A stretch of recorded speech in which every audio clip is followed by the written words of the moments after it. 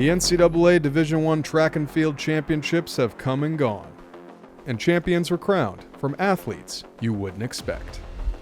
The biggest upset of the 2026 season happened at the Prefontaine Classic, and it took a world record to beat an Olympic champion. And the greatest discus thrower in history makes his long-awaited return to the circle. All this and more on this week's Throw Show.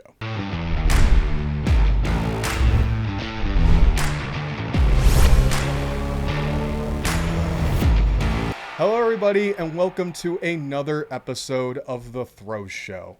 I'm of course your host, Jason, joined as always by the People's Champ.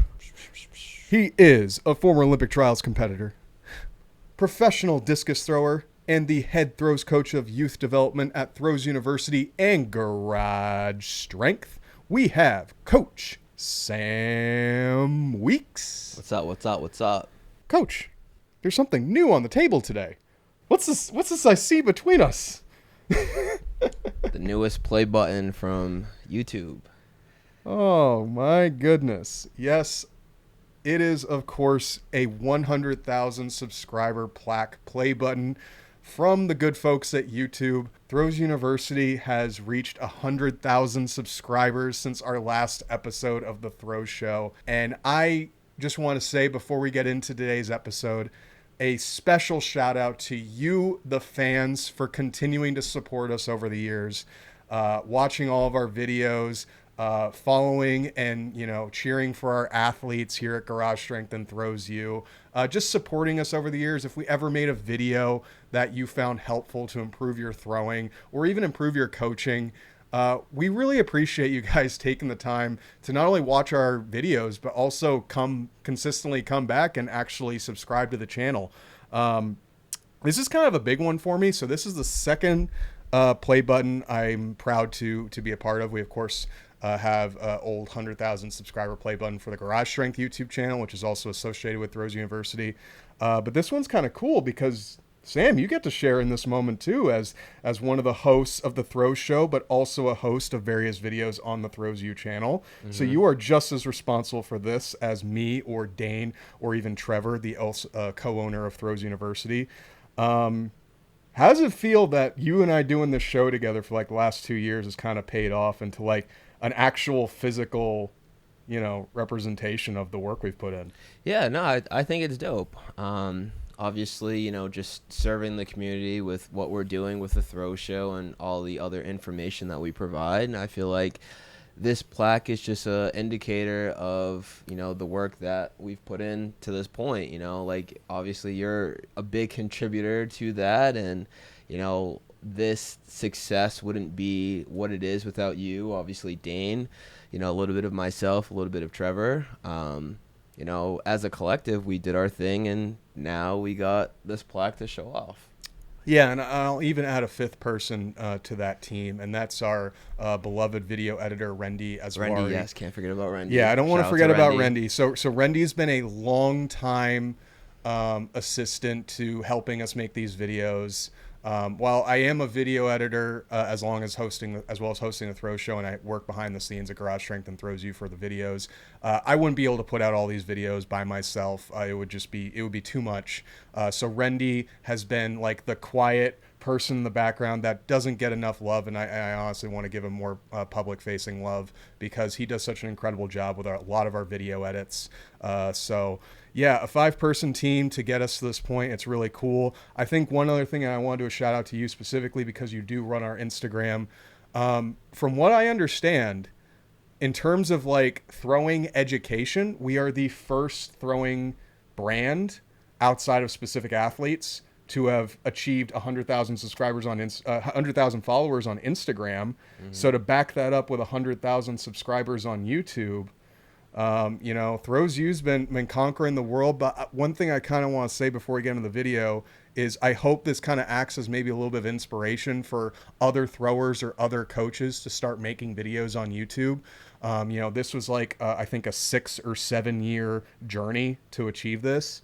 And it means a lot because, very few YouTube channels get a chance to reach this milestone. And the fact that we were able to do that for the throws community and develop a really I think, positive community around what we do to help grow the sport, help people throw farther and feel confident about what they're doing. We wouldn't be able to do this, even do the throw show without you guys watching our videos. So, from Sam and I both, thank you so much. And let's get into the throw show as we cover some of the biggest throws in the high school scene, the pro scene. And yes, of course, we're a few weeks late, but we are covering the NCAA Division I Championship results because gosh darn it, there were some big throws that happened in Eugene that we just can't ignore. And to start off, we are going to stay in Eugene because we are going to cover the U.S., I believe, under 20 championship. This is the qualifier for, I believe that there's a World U20 championship. I think it's in Oregon this summer. As we look at Jaslene Massie coming within 1 foot of the high school national discus record for girls at 197 feet 9 inches, a throw over 60 meters. I believe she is the second woman to ever break 60 meters as a high schooler. She came just short of what Shelby Vaughn threw back in 2012. And Shelby Vaughn was an Olympian for the United States, and she was one of the top discus throwers in our history as well. So to see Jaslene finish out her high school season here, 197.9. We've been talking about Jaslene all season. Mm-hmm. Sam, what do you think of this throw, and what do you think of Jaslene's development throughout the year?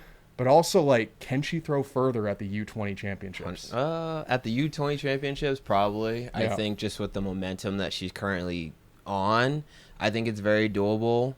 One thing to highlight is she won both the girls disc and shot, both at U20s and Nike Nationals. So she did a double-double. So that's 4 national Yes, major championships within a couple days, maybe 2 days. Yeah. So, I think just with that momentum, she's going to carry that into this U20 championship, and I feel like she will definitely be, one of the top dogs going into that, throwing over 60 meters.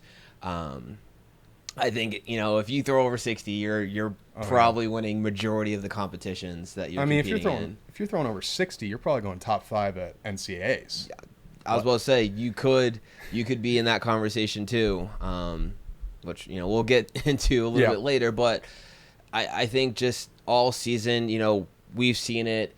We got to see it indoors personally. Yep. She threw 54 indoors and then has just been on a tear. I think a couple days later, maybe the next day, she threw 188. So she's been on a tear all year, and I feel like just with what her season has been, I feel like she's going to finish out even stronger than she did here. Yeah, and shout out for both throws providing the footage here. He does such a great job finding all the footage that I just can't seem to find half the time. But before we move on, what do you kind of see? I know it's not the best angle for analyzing technique, but as a coach, what do you see that she's doing well here that probably led to this mark? She's smooth. I mean, at this point in the season, that's what you want, right? Everyone has their own cues, everyone has their own focuses, but at the end of the day, you have to be smooth within your technique, and you got to trust in what you've built to that point so you can just go out and just do what you do. And I feel like she's a prime example of just that. And one follow-up thing I'll have here, she is actually going to go to Oregon, meaning she will be coached under Brian Bluetrick, who did coach the current NCAA record holder in the women's discus when he was coaching at Arizona State in Jorinde Van Klinken, to be the only woman to ever cross 70 meters in the NCAA. So when she gets to Oregon, she has some really high-level coaching pedigree, and the sky's the limit for her, in my book. Absolutely. She's going to be in good hands, and I think, it's only going to be up from here. Absolutely. Congratulations, Jaslene. We look forward to see what you do at the World U20 Championships. And next, we're going to go to another national championship. This was the New Balance National Championship that occurred here in Philadelphia in Pennsylvania, at University of Pennsylvania, as we look at, oh my gosh, this is such a funny video. This is Lincoln Miller, one athlete that you coach as part of your group, who is also the son of the owner of Throws University and Garage Strength, Dane Miller. Lincoln has been on a tear this whole season. He broke the middle school national record in discus earlier this year, and Dane actually did an analysis of that video if you want to check that out on the Throws University YouTube channel. But this is his last throw a come-from-behind win against his teammate and another athlete you coach, Landon Gabi, to throw 18.97, just short of 19 meters on his very last throw to win the national championship. This was a crazy competition between the two because Landon was having really far warm-ups. Lincoln had the legal throws, but then Landon came out on his last throw to take the lead, and then Lincoln had to come from behind. There was also some chicanery going on at the end here with this reaction that may have had him lose his throw, but we'll get into that. Sam, can you kind of describe this competition as a coach and what you think about Lincoln's performance? Yeah, well, let me first start with Lincoln's performance. Obviously it's phenomenal. I think what he did a really good job was setting the tone from the get-go, and then, continuing to build throughout his attempts, really letting loose on this last one. Lincoln did start off really well. I think he was leading it for most of the competition. Yep. I believe he got clipped on round 5 by his teammate, Landon. Landon went 18, I think. 35 or something. Yeah, it was like 18 low. So it was a good position. And then, Lincoln, he's been in this situation before. So he's had the experience to, stay calm, stay relaxed, what I like to call get the people going by getting the clap going. Yeah. And just really focusing on just executing his technique, right? Yeah. And really getting after it. And, this is a prime example of just, everything that we do, all of the work that we put in, for a moment like this where, you're down, you're in second place, you got one more attempt to, win it, and it's like you got the job done. Yeah. Right? Now, in terms of the competition, like I said, I feel like Lincoln did a really good job with starting off really hot and then building. But one of the weird things about this competition is that they were breaking the meet record on numerous occasions, and every time the meet record was broken, the head official had to come down and verify it. And that was a total mess. That process just took a little bit longer than anticipated. I don't want to knock New Balance because I think they did a phenomenal job, but it's something that we didn't really prepare for. So now that I know moving forward, like, hey, we should probably prepare for this. So they did end up, sitting for an extended period of time, just as, the records had to be ratified within the competition. So I think that definitely played a role into, why the marks might not have been a little bit further than what, they finished out with. But I think for all things considered, we stayed on the straightest line as possible. We were able to do what we needed to do, and we walked away with 1-2 in the boys' shot.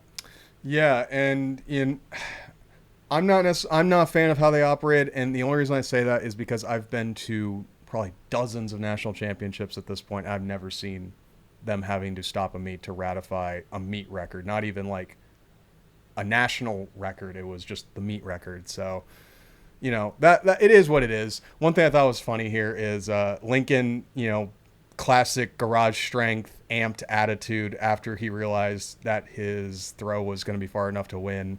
Celebrated, stopped himself from maybe saying something he shouldn't say, but that almost had him lose his mark for too much celebration. Luckily, they were cool. Cool, and he got to keep the mark. But it's one of those funny things that if you're an athlete who is competing in an age group event, not over 18, really hold your tongue when you celebrate to make sure that you don't potentially lose a mark. So, congratulations, Lincoln. It's so awesome to see where he's developing, because I used to babysit him when he was a little kid. So to see him where he's at now is incredible. Congratulations, Lincoln, and congratulations, Coach Sam, for coaching another national championship. Absolutely. And another national champion was our very own Loveline Zudie, who won the girls event. And Loveline dominated this competition, I think is fair to say. Yeah.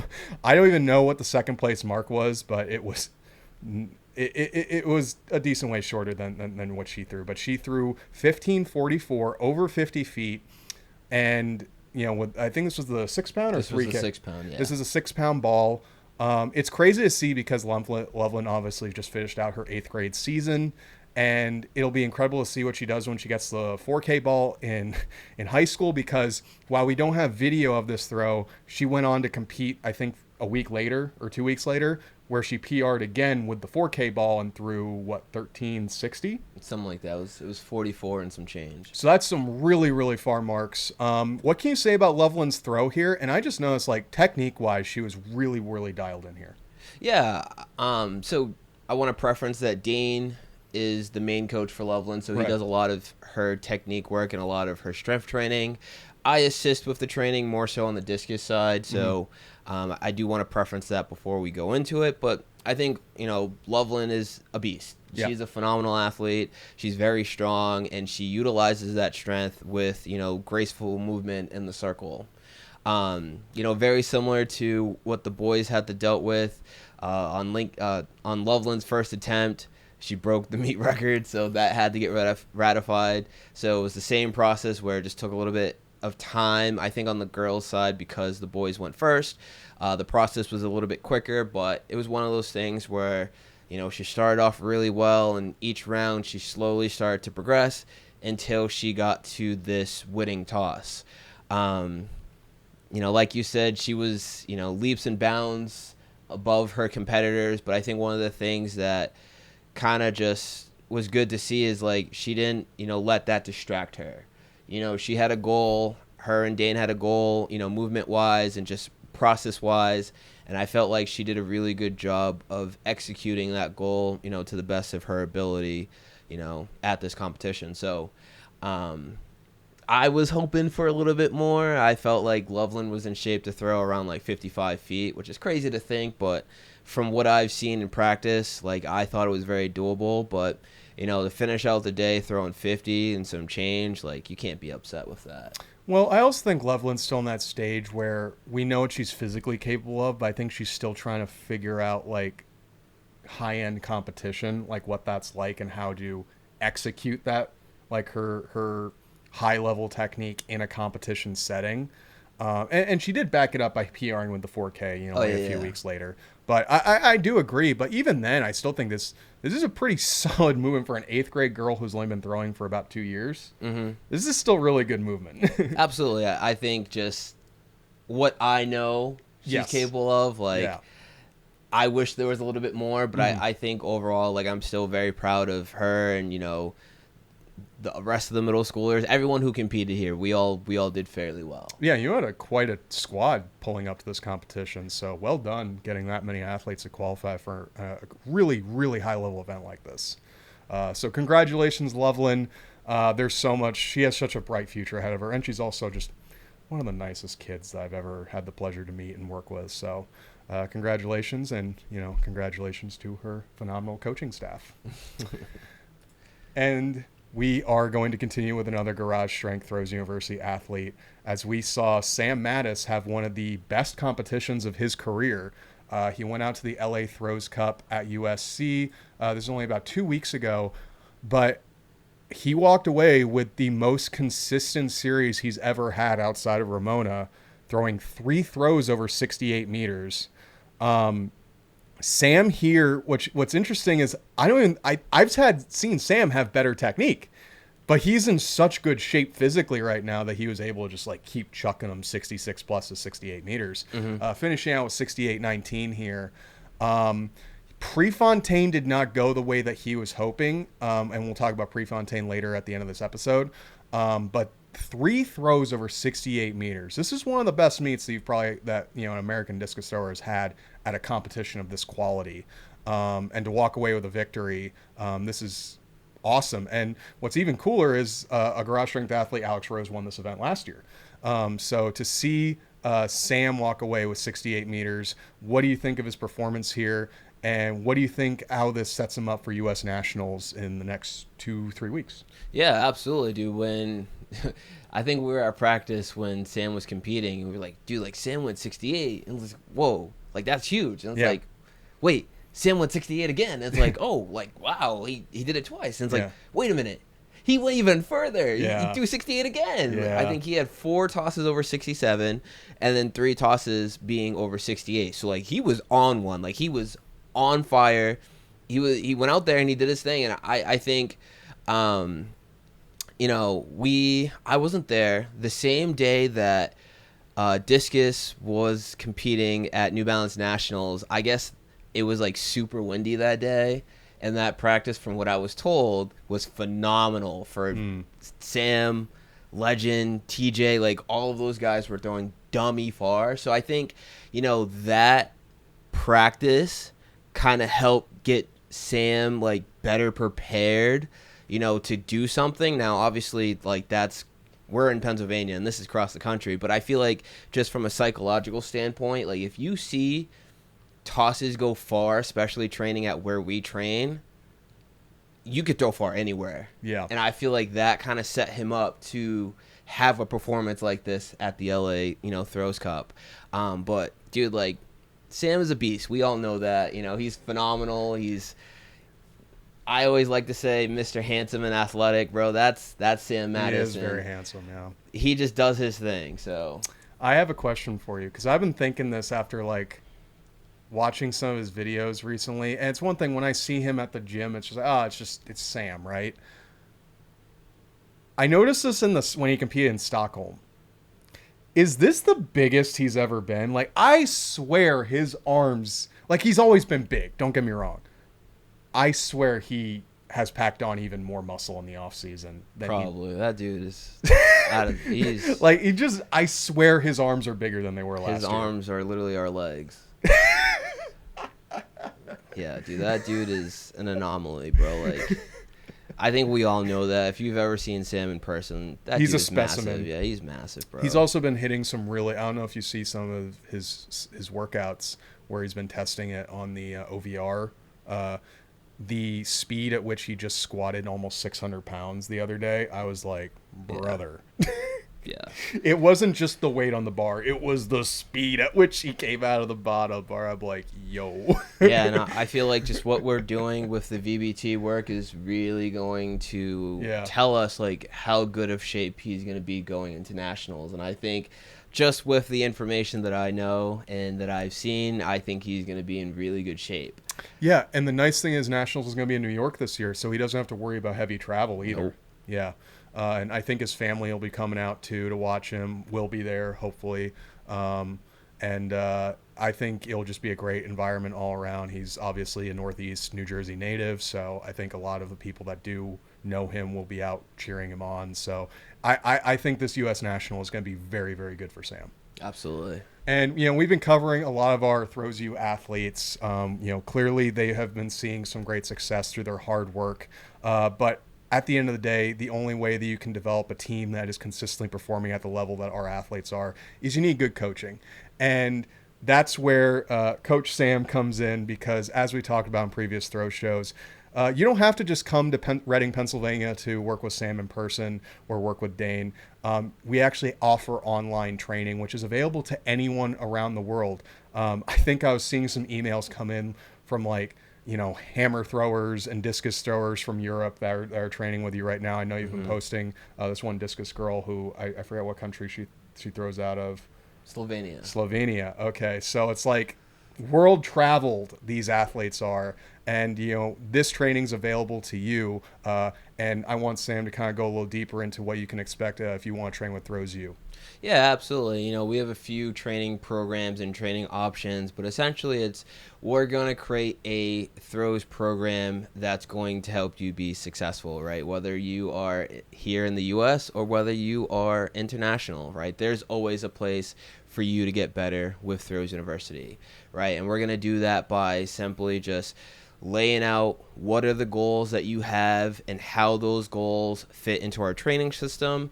And then we're just going to help you by providing you with the tools so that you can make those strides both in the circle and in the weight room so that we can meet those goals. So if you are interested in training with us, right, you're interested in getting better, head over to throwsuniversity.com and look through our training programs so you can get training today. And we also have some coaching resources for you coaches out there, or if you're a parent who maybe you don't have a throws coach in the area and you're just trying to do best for your athlete, we have these coaching resources like our books. Sam is a big proponent and fan of Cues and Corrections. This is probably the #1 book that we recommend to anyone.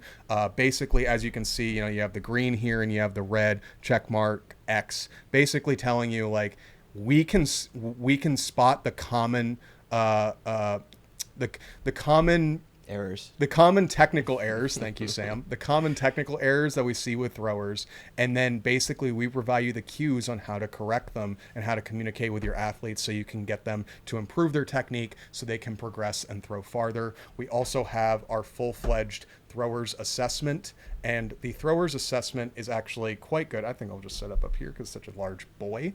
The throws assessment basically covers the comprehensive training that you need to be a better thrower. It covers nutrition, it covers training splits, what exercises you should be doing, also what strength standards you should be chasing if you want to hit certain distances. Literally everything you need to know to base your training off of and what goals you should be setting as an athlete based on where you're currently at, the throwers assessment answers. So we highly recommend any of our books, any of our courses if you're a coach trying to improve your coachings and need some help in terms of programming for the season. You can check all that out at the links down below. Again, you can also train with Coach Sam Weeks, who write your training and do technical analysis for you to improve your technique while also getting a strength program personalized to you and your goals. So like I said earlier, you can check all that out at the link down in the description. And now, after 3 weeks of being gone, we are finally covering the NCAA Championship for Division I that happened in Eugene, Oregon. And my gosh, there were some unfortunate happenings that went on before the event where the favorite in the men's shot put, Tarek O'Hagan, was injured and was not able to compete. He was a multi-time NCAA shot put champion, and he was the heavy favorite to win this event. So with him not being there, it was kind of a toss-up to see who we thought would win. And the favorite behind Tarek was actually redshirt freshman Ben Smith out of Oregon. And not only did he showed up big at his home turf. 21 meters as a redshirt freshman. Mm-hmm. My gosh, and his technique is very, very good. And again, he's part of Brian Bluetrick's stellar team of throwers who just keeps pumping out national champions left and right like it's nobody's business. But Ben Smith here going 21 meters. It blows my mind that someone this young can throw this far and have this level of championship composure, is the best way to say it. What do you see on Ben's throw here, and what do you think of someone throwing this far this young? Yeah, I mean, Ben isn't a stranger to throwing far. No.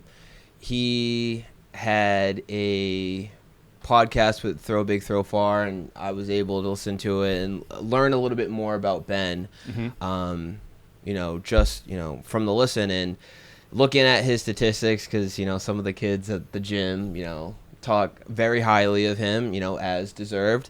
I looked it up afterwards, but, just looking at Ben's history, like, he's thrown far, numerous occasions in the high school ranks and the middle school ranks. So, like, throwing far is natural to him. Now, throwing this far and winning in NCAA championships, I mean, this is a personal best. Yeah, that's kind of different. Yeah. That's pretty big. 21 is huge. I don't care how old you are. No, that is a far throw, especially with the 16. Like, that is insane. Mm-hmm. It's insane. Mm-hmm. Like, realistically, it is, and it's a phenomenal feat.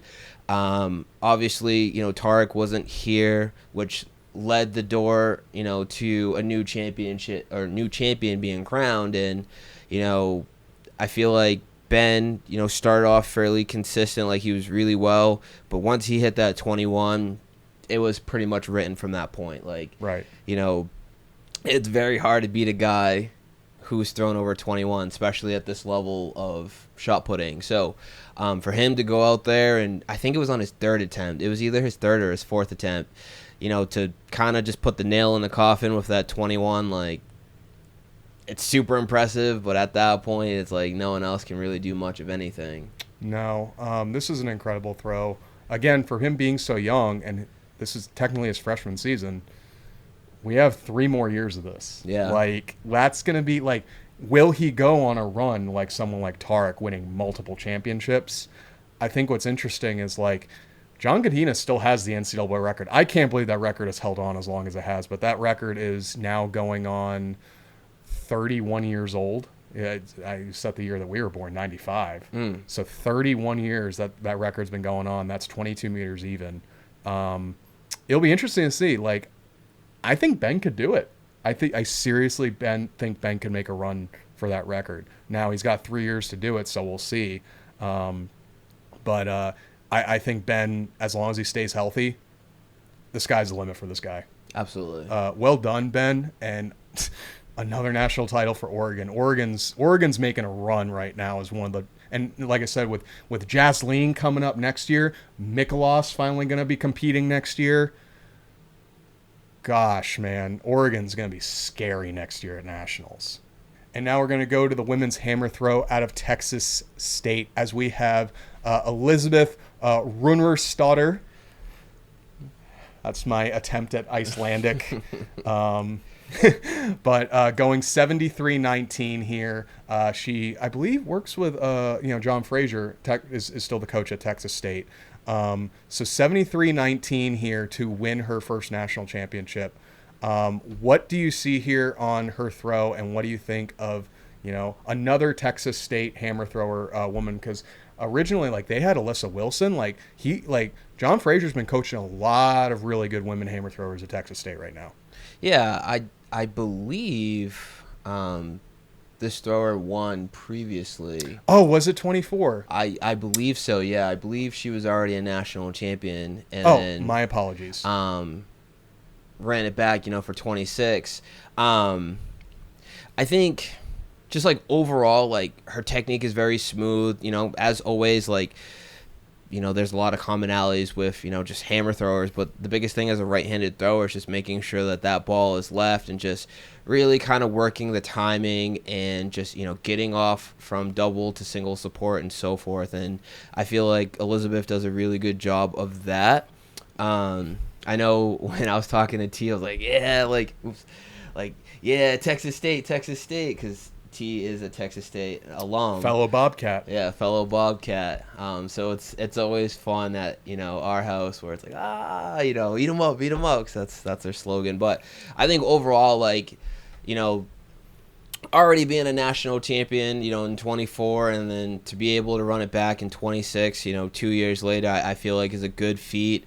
I don't know if she's a senior, junior. I'm not 100% sure, but to say that you're a 2-time national champion, like, especially in the NCAA where hammer, I feel like, is progressing at an insane rate, like, that's a power move. Like you said, both men and women. Honestly, all throws, to be honest with you, but like, especially the hammer, I feel like people are really figuring it out, and throws are clicking. A lot of athletes are clicking, and the performances are really, really getting out there. So to say, like, yeah, I got the job done, I'm a 2-time national champ, that's dope. Yeah, and what's cool is, with her being Icelandic, that means she'll be competing at the European Championships in August.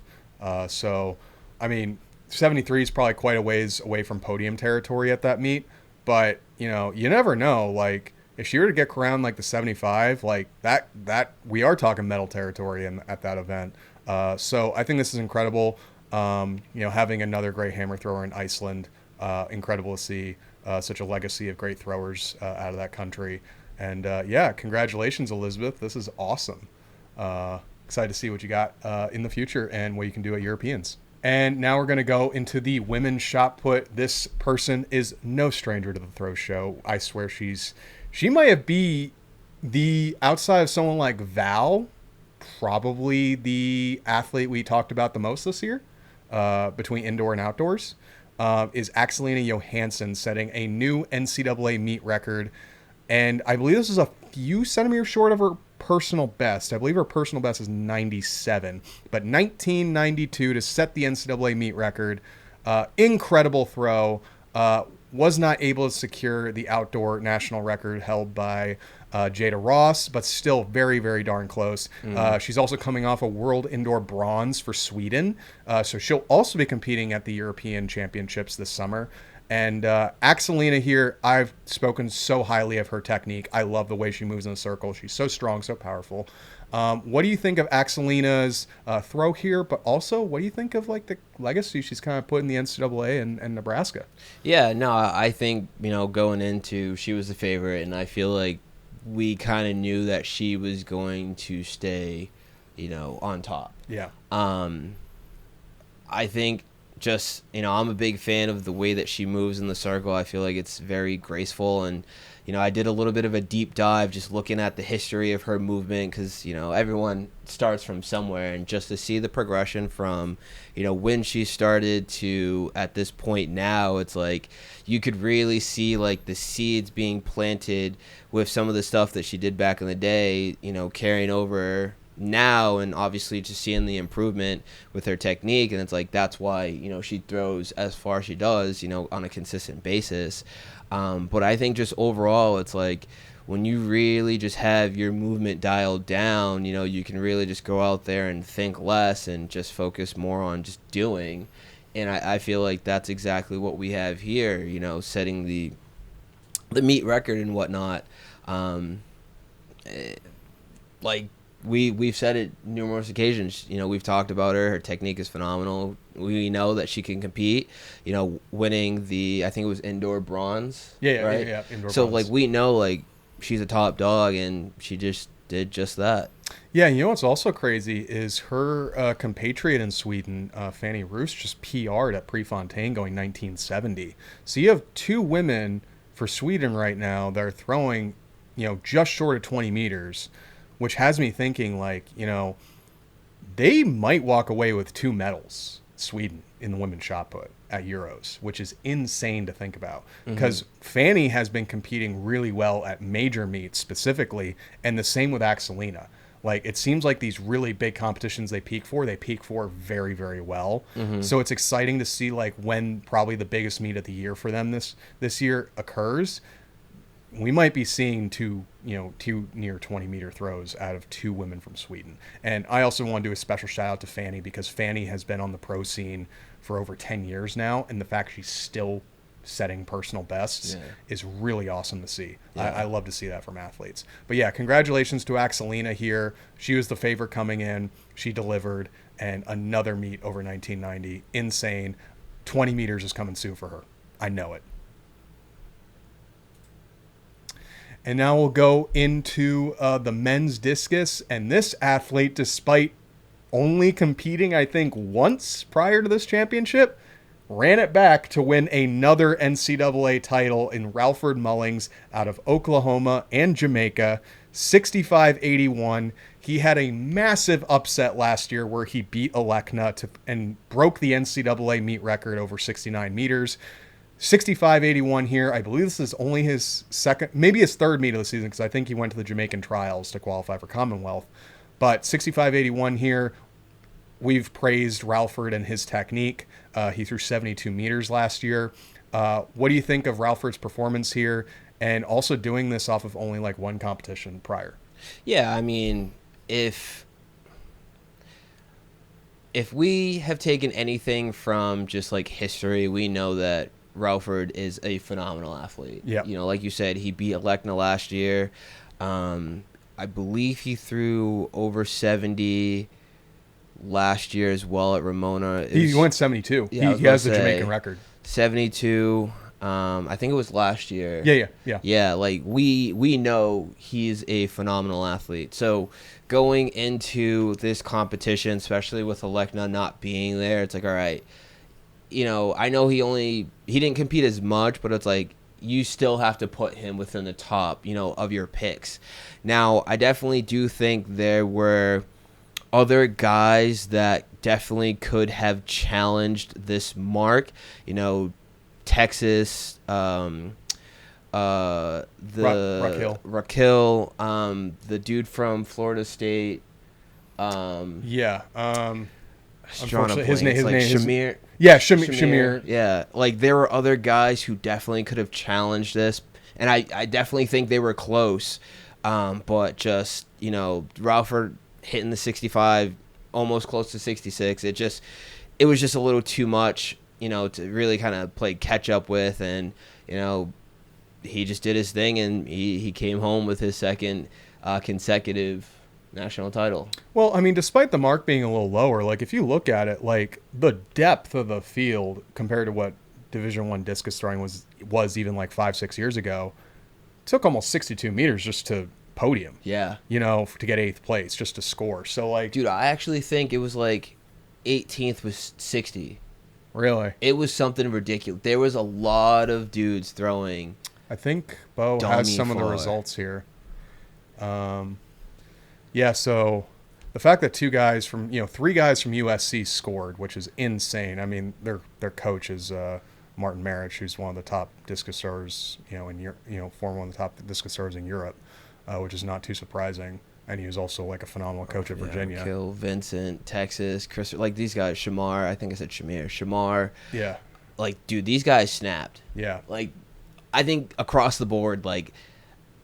I remember watching and I was like, wow, dude, these guys are going crazy. I think it was 12. I don't know. There was a lot of guys over 60. I know that for a fact. And I was just like, what's going on? 'Cause we were watching it.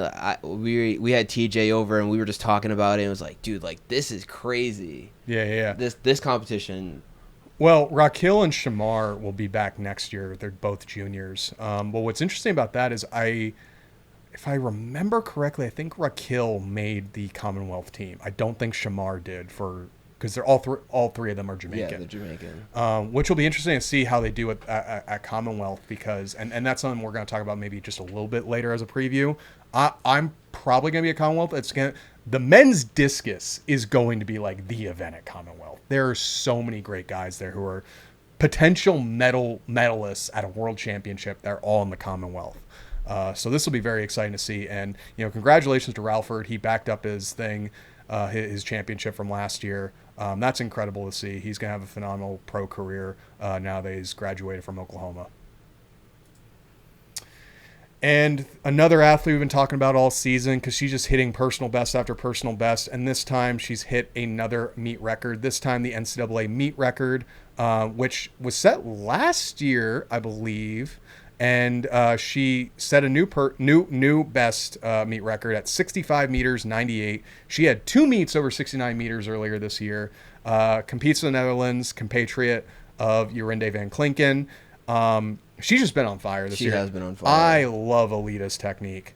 And she's just a great person. Having a chance to chat with her a little bit, Ramona, was really cool experience. We kind of expected her to win. She was a heavy favorite, I think, by like 9 meters. Yeah, it was something ridiculous. And, it doesn't surprise me that she won. She was the favorite, dude. She went, 69 or 68? No, she won 69, I think, at her conference meet. Yeah, I was about to say 69. Like, it's hard to beat someone throwing that far. Like 69 at Ramona, and then I think she threw even further at her conference meet. Yeah, like, dude, obviously, like, speaking on Ramona, like, that's one thing, but to do it at the conference meet, I think they only had 3 attempts, and still to do it, like, yeah, you'd have to be, like, I don't know, Hulk to beat Alita. Like, the way that she's on fire, and I think she got 3rd at Prefontaine as well, just behind Jorinde and Val. Like, she's on fire, and I feel like this is just going to keep going as she keeps competing. Yeah, and it'll be exciting. Again, she's from Netherlands, so she has the European Championships in August, and between her and Jorinde, like, we could be looking at a future medalist at the European stage, and that is a huge meet. Europeans, in terms of a continental championship, it's like the closest one to a world championships in terms of spectacle and respect. So incredible meet for Alita. I'm excited to see what she does at Euros. Absolutely. And now we're going to go back. We're discussing the men's hammer as we look at Angelos Mantazoranis out of Greece, defending his NCAA hammer title from last year out of Minnesota. And 75-78 here. Maybe not as far as he probably would have liked. He's, thrown over 78 on, think maybe 79 meters as best, but definitely over 78. But still backing up, defending his title. What do you think of him? We haven't really talked about him too much this season. Yeah, I was actually thinking about this when I was watching. When I was watching this meet, I was like, dude, we did not bring him up, and I want to apologize, Angelos, if you watch this is totally on me, this is totally on us, but I completely forgot. I've just been so like out of the loop that like we have not talked about him, especially when we were making our predictions and whatnot. It's like, dude, like we watched him compete at Ramona. Like they were going crazy at Ramona, and it was just like one of those things where it just like completely slipped my mind. And as I was watching this, I just was like, oh. What was he at Ramona this year? Because that was during the storm. But you're talking about last year? Well, I'm talking about last year. Yeah, because we got to watch him and Zaltos. Because they were crazy. Yeah, all of them, all the Minnesota hammer throwers, they all went crazy last year's Ramona. But as I was watching this, I was like, dude, I know for a fact I definitely did not talk about him on previous throw shows, just like being the guy to, win, this hammer championship. So that's 100% on me. But, at the end of the day, like, dude, Angelos, like, he's a phenomenal athlete. I got to watch, like I said, we got to watch him compete last year at Ramona. And, dude, like, that dude is just like, he is smooth, he is fast, he is very explosive, and a result like this, like, when you're that good, like, you're gonna win. So I have a correction that I need to make, and it's because that his former teammate, who's also a Greek thrower, Kostas, he was the one who won last year. He got second, Angelos. Yeah, bro. So this is his first hammer title, not second. My apologies to Kostas and Angelos. But, Texas Tanner, I think we were kind of thinking could have had a strong chance at winning this event. We also thought he could have had a strong chance at winning the discus. Didn't do either. But he still had a great meet here throwing over 75 meters. Yeah. It's going to be exciting because I know talking with Texas, he was approved for the WCAP program. So he will be competing as a professional. It'll be interesting to see if he does discus and hammer because that seems to be his two strongest events. I'll probably have a chance to see him maybe at nationals this year. So I'll ask him to see, like, what are you gonna do? Are you gonna choose one, or are you gonna do both? Are you gonna do the double? You don't see too many discus throwers double and hammer. No. So it'll be an interesting one. But congratulations, Angelos. Bring in another one home for the Gophers.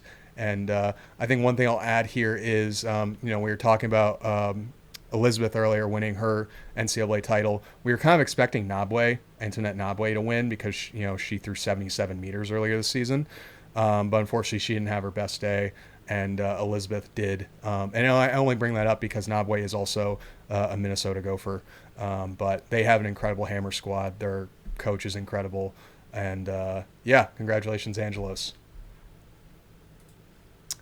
And now we're past the NCAA championship, and now we're going to get into some just big throws on the pro scene. As we see, it's considered a new Jamaican record, and we'll talk about that. And that is from Rajindra Campbell. Rajindra has been having a stellar couple years, like multiple meets over 22 meters the last few years. He's the bronze medalist from the 24 Olympics, where he also threw 22 meters. But new personal best, 22:44. The only reason I was surprised to see that's labeled a Jamaican national record is simply because while he is still technically under the Jamaican banner, he is in the process of trying to change allegiances to Turkey. But I think World Athletics has something to say about that, so no one's really sure where they're at. But Rajindra will not be competing at the Commonwealth Games. He did not compete at the Jamaican trials. So despite him being like what would be considered a front runner probably for the Commonwealth title, he will not be competing at Commonwealth Games in the shot put. But 22:44 here we need to talk about. He did this at the Zagreb meet, which is one of the coolest shot put meets in the world. If you ever have a chance to watch that meet, watch it. The environment there is so cool. They have loud music, crowd on top of the throwers, some fire and stuff, good pyro. But Rajindra here going 22:44. I love his technique. What do you see here as a coach? Yeah, dude, I feel like, as the years have progressed, his technique has definitely gotten a lot smoother. Mm-hmm. As I'm watching, I'm like, dude, this dude's just like the Hulk, bro. Like, he's big, he's strong, he's efficient, he moves extremely well. And, I feel like he's been having these 22-meter performances, more often than, like, I guess what he would be credited for. He's been insane. He's been on fire. Like I said, I feel like just like watching this toss in particular, I feel like his technique has gotten a lot better. It's a lot smoother. It's less. I don't want to say hitchy because I don't think he was truly like hitchy, but just something about it just looks super effortless and it just looks phenomenal. And when you are moving, when you are so dialed in with your movement pattern, that's when you can just let things happen. And I feel like this is a good example of just that. And every time that he PRs, you know what that means? That's a new lefty world record. That is true. Yeah. So congratulations, Rajindra. I don't know if you'll be at Commonwealth Games, at least as a spectator, but congratulations. And dude, I know I've been saying this earlier with athletes. I think the sky's the limit for Rajindra. Like, if you were to tell me in 2-3 years he's thrown 23, it would not surprise me. He has that, like you said, that level of efficiency in his movement. And another huge 22-meter bomb, this one out of USA's Jordan Geist. Jordan, I believe, was the top American performer at Prefontaine this year, but his furthest mark came from the Ironwood Classic that Taman Johnson also threw at 22-24 to win here. I have said before, I love Geist's middle to finish.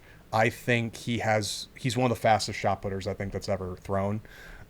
He's a Pennsylvania native, so that gets double points with me. I love seeing Pennsylvania shot putters dominate. He follows the legacy of Joe Kovacs, Darrell Hill, and Ryan Whiting, all 22-meter throwers, by the way, and one of them being 23. Just saying. But Jordan had a great meet here, setting himself up well for U.S. Nationals. I think, dude, it's going to be a dogfight for U.S. Nationals. Like, I would love to see a Pennsylvania 1-2, and I think it's very possible between him and Joe. What do you see here on Jordan's throw? Like I said here, I think this finish is incredible. Dude, I agree. Just middle to front, he just stays grounded and just gets all of his right side into the finish. Jordan, I feel like, has always kind of had that finish, but like, I know the last year, maybe two, like, that movement pattern has been refined, especially with the work that he's doing with Ryan Whiting. I just feel like they refine just his movement pattern, and they're just getting more just driving into the finish, and that's resulting in all of these 22-meter performances. His consistency is off the chart. Yeah, I was about to say, like, he's been from the start of the indoor now, like, he's just been getting a lot of 22-meter tosses. And I was talking to Taman a little bit, and he was like, yeah, dude, like, Jordan was on one, like, from the get-go. So, like, he's clearly in phenomenal shape. I think you said he was the highest performer, or American performer, at least at the Prefontaine. Yeah. Dude, he's been on fire, and I'm very excited to see what he does as we, get closer to U.S. Nationals.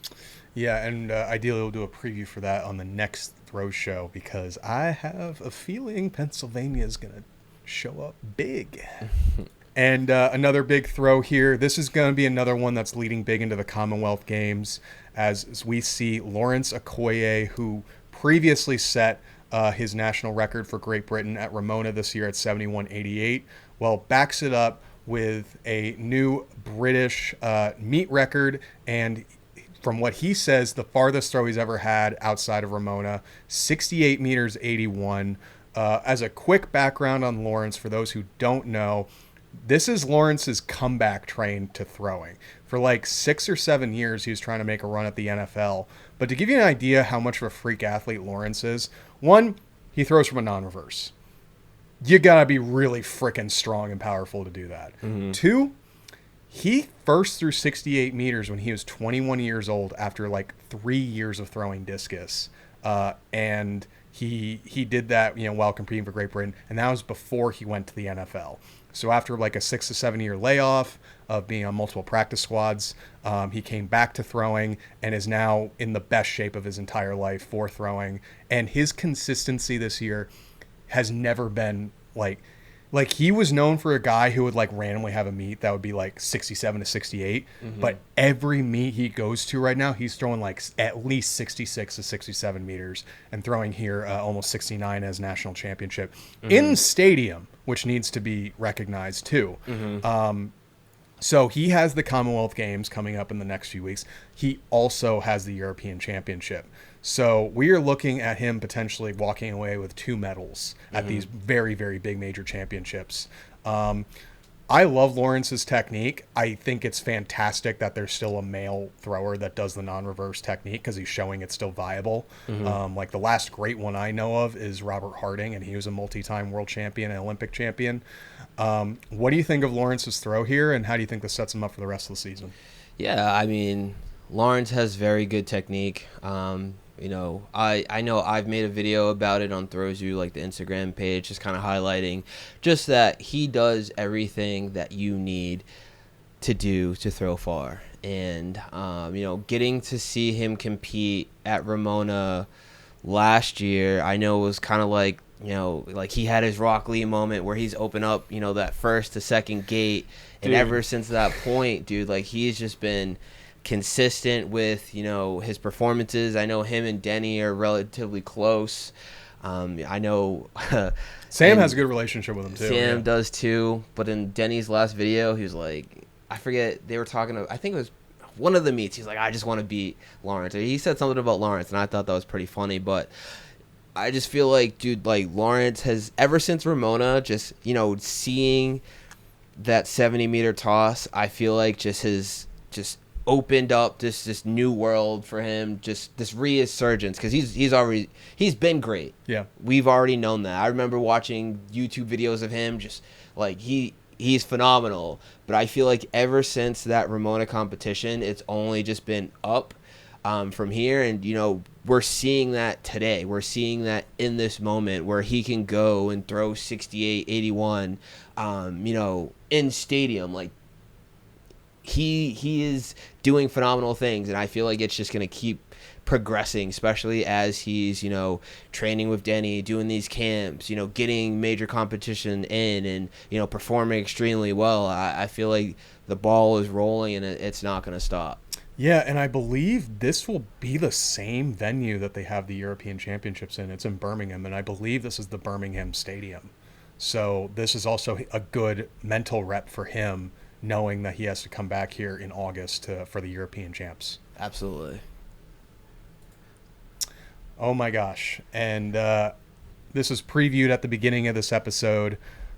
This might be one of the biggest upsets I've seen in throwing in a while, as we see Zhang Jila out of China, who is the U20 world record holder prior to this meet, and was a world championship medalist from last year in Tokyo, throwing 77.97 to break her U20 record. But more importantly, she beat the defending world and Olympic champion Camryn Rogers. Camryn is one of the most dominant throwers probably in the history of hammer throwing at this point. I think that's safe to say.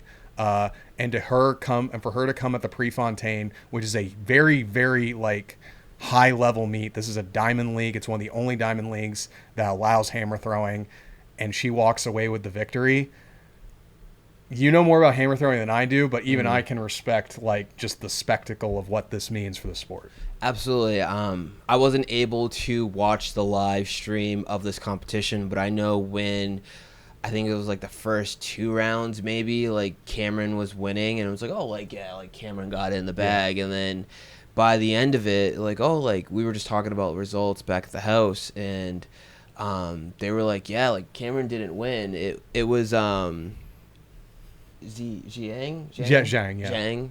Excuse my pronunciation. I'm really bad with Chinese names. Is also a very hard language for English speakers to pronounce. Really bad with names, but it was like, oh, like she popped off. She went huge, and then kind of just looking more into it, you know, looking at social media, it's like, yeah, like this is a new U20 record, and it was a phenomenal performance, phenomenal toss, and it's just like, dude, that's massive. You want to hear a crazy stat? The Shoot. world record back in 2000, 10 was like 77.50. Mm-hmm. And now, yeah. This is the U20 record. Yeah, now it's the U20, dude. And it goes back to what I was saying before, just like about, when we were talking about the NCAA, like, I've said this numerous occasions.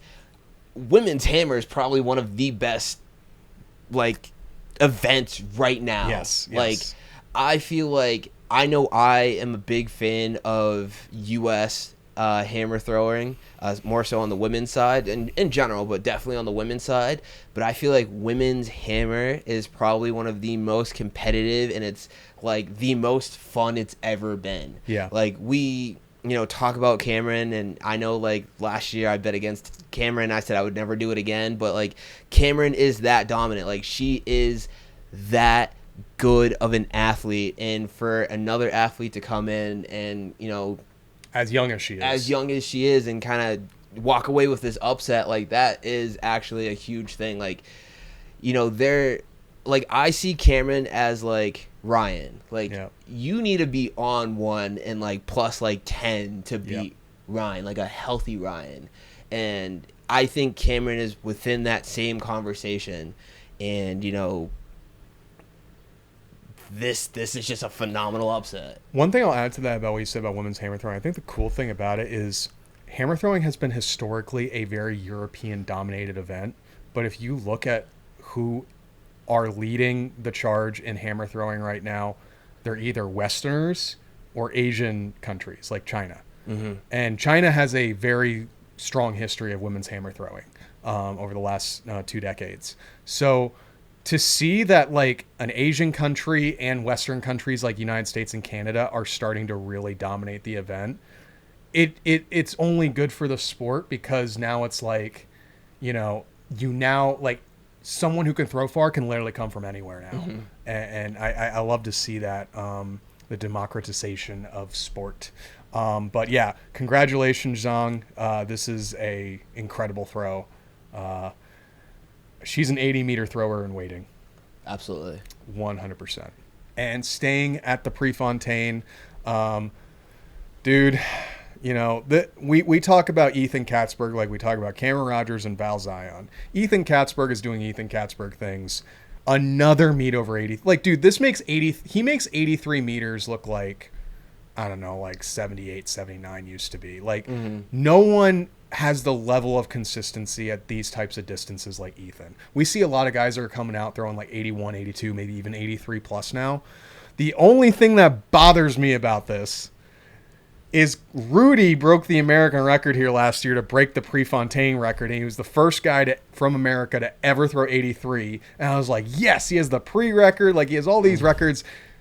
Lasts only 1 year before Ethan comes out and breaks it. So congratulations to Ethan. But, dude, like, I don't know really what else to say. Ethan has to be one of the most efficient hammer throwers in history, if not maybe the most efficient male hammer thrower in history. Yeah, bro. Team Canada right now is... Yeah, they're on one. Like, Ethan and Camryn are leading the charge, as you said, especially as the West is getting stronger in these events. These two pillars are just, like, so strong and just so efficient that, like, it's hard to knock them down. And you know what makes it worse? They're both like in their early mid-20s. They're so young. Dude. Like, they have another 10 years if they want it. Dude, like, it's insane, and it's gonna be like that for a very long time. Ethan is phenomenal. Rudy wasn't that far off, but he went 81. Like, yeah, I was gonna say, like, he wasn't that far off, but Ethan still just has that, like, step right ahead. But dude, phenomenal performance. Once again, Ethan's just doing Ethan things.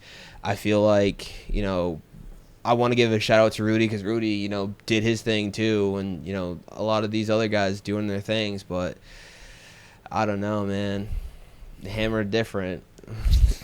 Yeah, congrats, Ethan. It'll be interesting. Oh, because he will also be at Commonwealth Games. I forgot him and Camryn Canada is in the Commonwealth Games, so it'll be interesting to see, like, if he's gonna make that his heavy peak, and like what he could do there.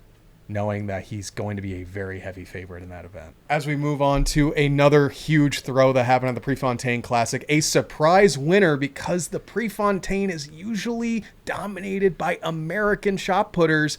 And knowing that Joe Kovacs had the World League going into this event, I think everyone thought this was going to be a Joe Kovacs show, but Leonardo Fabbri had something to say about that. Yeah. 22.74, new world lead, getting close to his personal best. His personal best, remember, is just short of 23 at 22.98. We spoke before about Fabbri. He's had multiple meets over 22 meters this year. We spoke about one of his throws earlier this season, and we kind of broke down in slow-mo like why he's so good. Just his finish is insane. So rotational, so grounded. I love Fabbri's movement. I don't know really what else I can say beyond what we said last episode. If you haven't watched it, I highly recommend it. We go through a lot of deep analysis from a lot of throwers that episode. But what do you think of Fabbri's throw here and doing this on, what's considered the big American shot put event at the Prefontaine? Yeah, he says it here. It's his first Prefontaine win, his first pre-classic win. So I think that was pretty huge in itself. Obviously to get the world lead as well. Like, this was dummy far. I remember we were watching the results because we were trying to get the live stream up. And it was like, dude, like, Fabbri went huge. Yeah. And it was just like one of those things where, like, does it surprise me? No. But, like, he showed up big time. He did. Like, dude, that's a huge performance, especially with how stacked the field was for this Prefontaine Classic. Dude, to walk away with, the world lead, your first win, and against a stacked field, that's a huge accomplishment. Yep. And I think Rajindra also went 22 in this event. Yeah. So it's like both of them are having incredible seasons. Absolutely. I'm waiting for Rajindra to have one that he absolutely smacks. That's like a decent ways further than his new PR. Because I think he's getting ready for that. But yeah, congratulations to Leo. He's going to be the heavy favorite going into Europeans in the next month or so. He's a guy that I'm just waiting to hit 23. He can do it. That man has probably thrown so far over 23 in training. So he just needs to get in and meet. He was 2 centimeters away, I think, 2 years ago. So it'll be incredible to see, like, in an environment like Europeans where he knows he's going to dominate. How far can you actually throw, Leo? We'll find out. We'll find out. And for the women's shot put, Chase Jackson back on top, 20 meters, 56. This, not too long ago, would have been an American record. But a dominant performance here over 2050, especially in a time when the women's shot put is so competitive at such very, very high marks, with Jessica Silder being the first woman to go 21 meters in 14 years. Athletes like Chase Jackson, Sarah Mitten, they're still gunning for those marks. Like, Chase, we know 100% is physically capable of throwing 21 meters, same as athletes like Sarah Mitten. So to see her go 20.56 here on home soil at the Prefontaine, she knew that this is the meet as an American you want to win. Of the Diamond Leagues, there's a really strong sense of pride of American shot putters specifically to perform well at this event. This used to be like the highlight show for American throwers, shot putters specifically. So she brings home the gold here, sets her up really well for U.S. Nationals. I have a prediction, man. I think she'll go 21 at Nationals. That'd be insane. I think she can. I think she's priming herself to do it. Bring it to the East Coast. Bring it to the East Coast. We need the East Coast energy to just, everyone give me your energy. Well, what's cool about the Icon Stadium, and you and I were there a few years ago, is like you're kind of like right on top of where the shot put is. Yeah. So there's like a wall of sound to your right. That is true. Standing out of the back of the circle that I think could feed them. Feed a really, really big result from her. But yeah, what do you see on this throw, and what do you think 2056 leading into Nationals? Yeah, no, I think this is a good mark going into Nationals, especially with the field of competitors. Obviously, Chase, I'm a big fan of Chase. Usually, Chase is my pick for winning. She was my pick to go over 21. That did fall short, but I do still believe that she will be, one of the athletes to, be that next one up to throw 21. I feel like with this performance, it's only going to, I guess, essentially just keep the pedal to the metal, and I think it's going to set her up to do something at U.S. Nationals. I think there's no real pressure at U.S. Nationals, but I still feel like just with the energy that is U.S. Nationals, and with this year being on the East Coast, I feel like it is going to be kind of like fresh scenery. So I feel like with all of that being said, I think a 21 is definitely within the possibility. Like, let's go, bro. Like, open up the fifth gate. Let's drop the weights. Let's go. I know Chase is big into that, so I think it's up. Yeah, well done, Chase. And she did that round one, so she's just ready to go when the comp starts. So the last throw we'll cover from Prefontaine is going to be Mykolas Alekna. Back on the comeback train. His first meet post-pec surgery and having to miss out on his last collegiate season, which he will still have eligibility for next year because he took a medical red shirt. Went 70 meters, I think, in Lithuania. Comes back to the United States, 71 meters. 71, I believe, 02 to win the Prefontaine. He wore the Oregon gear, so he's representing his college. Huge throw from Alekna. Massive. And to throw 71 here of all places, knowing that this is where NCAAs are, knowing that he won a world silver here back in 22, knowing that he's representing Oregon, knowing this is his first meet technically as an Oregon Duck at Oregon, and to do it at the most important meet held each year at Oregon, the Prefontaine Classic. 71 meters. Alekna's back. It's like a pec tear. What? I don't know. Because he's ready to go. And, dude, it's going to be fireworks at European Championships because there's multiple 70-meter guys competing in that event. And Alekna looks like he's ready to win another European title. Yeah, he's back. Yeah. He's him. He is him. He is, in fact, him. He's back, bro. Especially with the Oregon gear, looks good. I think the biggest thing, like, obviously he had his pec tear. I think, the fortunate thing is it was his left side. Like, still, like, no one wants to go through an injury like that. We have both gone through that injury. Yours was worse than mine. Yours was, very similar to his. We should get a picture together the next time we see him. It's like we have one thing all in common. All three of us have one thing in common. But still, to go through that is tough. The rehab is tough. But to still be able to come out, casually throw 70 at your first competition, and then to double down and throw 71 in this competition, especially with guys like Christian Che throwing 69. I think Alekna threw is maybe 67, 68 to take the lead early, and then Christian Che responded and threw 69, which, Alekna responded and threw 71.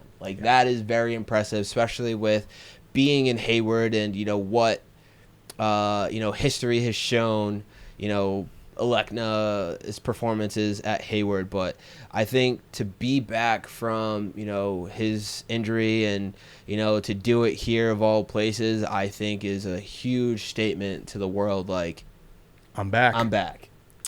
Yeah, and to follow up on that, it's like I was talking about him getting silver at 22 Worlds. The fact they beat Che, who was in the lead, Che's the one who won that world title.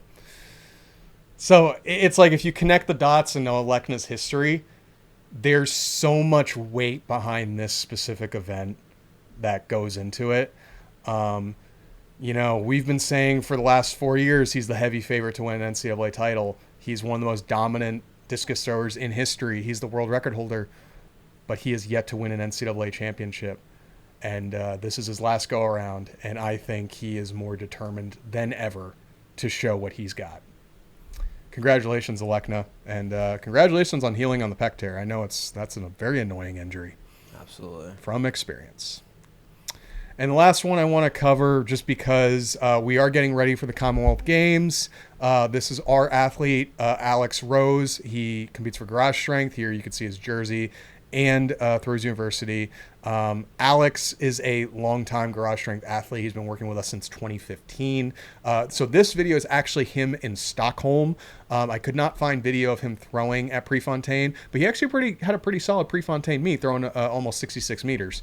But Alex is coming off of throwing 70 meters in Ramona.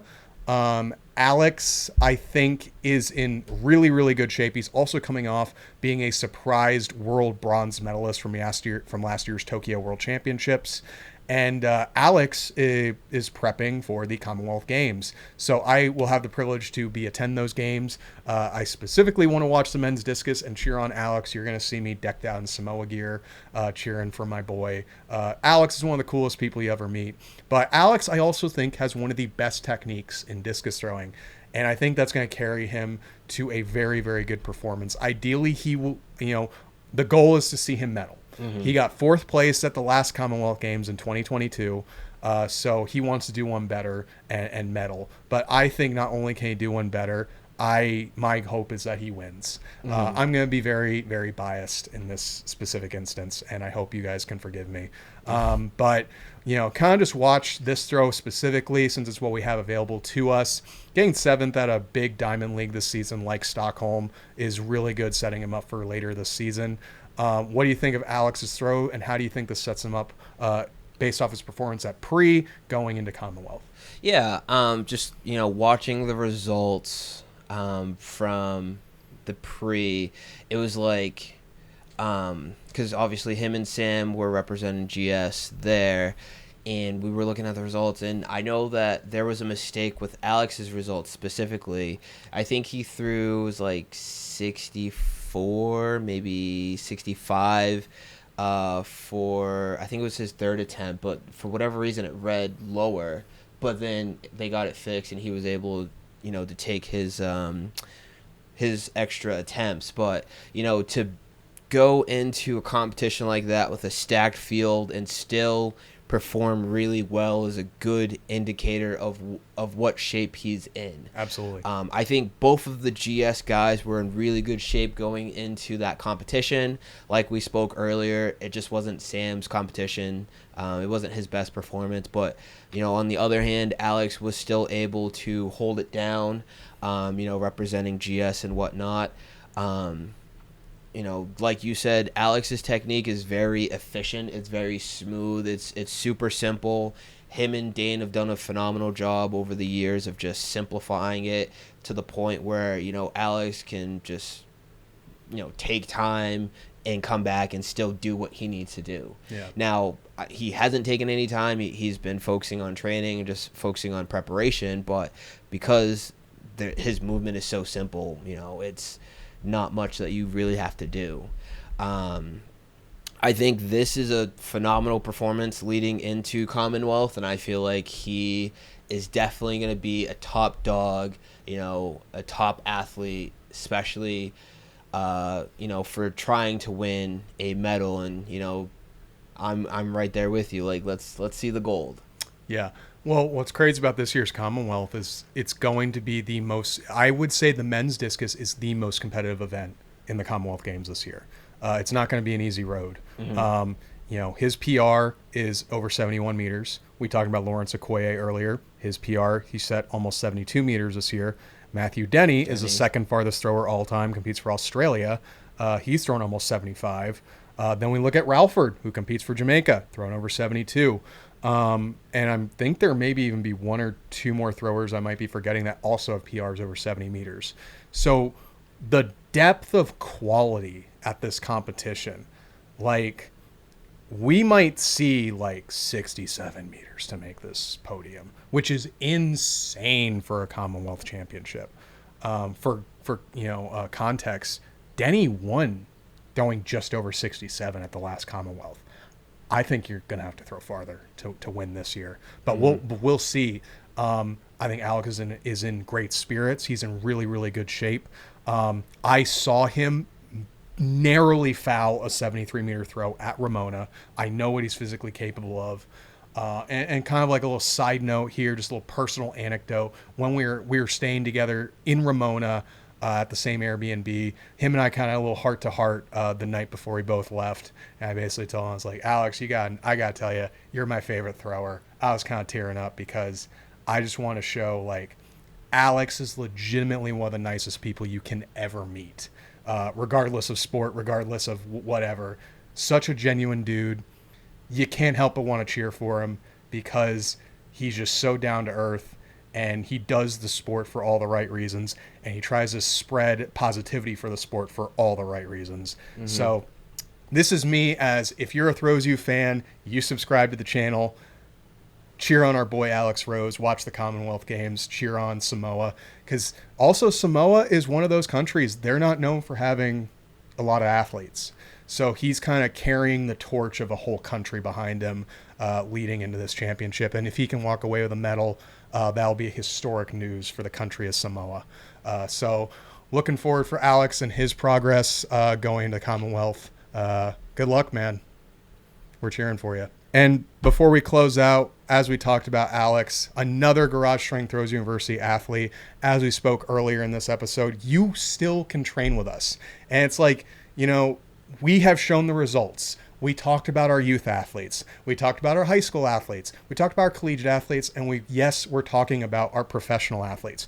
We train athletes at every single level of the sport because at the end of the day, like, training is universal.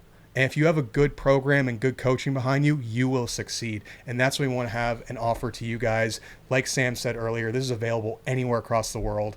Sam, can you go a little deeper and kind of remind folks what they can expect from training with you online? Yeah, you know, if you want to be the next big dog that we're talking about on the Throw Show, you know, train with us, right? We have the tools that have helped out athletes from all ages, whether it's youth, whether it's high school, whether it's collegiate, post-collegiate, and even the Masters. I have a Masters athlete who's gearing up for Masters World later this summer. Yeah. Later this summer. So, you know, if you are looking to progress your throws, if you're looking to essentially just set up goals that you can work towards and have a system that will help you work and just guide you towards, you know, being successful, Throws University is the place to work with, right?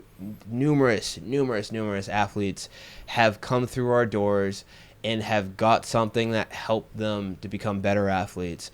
Whether it's, you know, like I said, middle school athletes, high school athletes, collegiate, post-collegiate, masters, domestic throwers, and international throwers. There's a space for everyone here at Throws U. So check that link down below so you can start training with us. Again, we also have those coaching resources, the books that we talked about earlier, as well as courses that if you're a coach and want to improve your coaching, your training for your athletes, we have those resources available to you as well. We just want athletes to throw far and PR. Peace.